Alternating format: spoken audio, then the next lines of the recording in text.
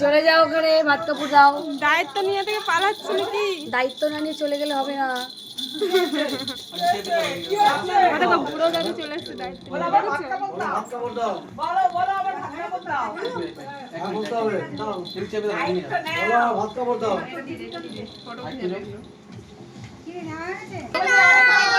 ওই দেখো কি করছে দেখো।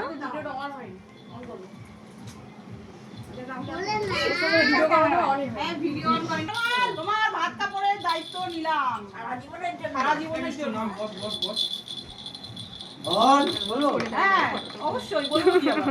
তোমার ভাত কাপড়ের দায়িত্ব আমার নেওয়ার মতন ক্ষমতা নেই, এই তাও নিচ্ছি।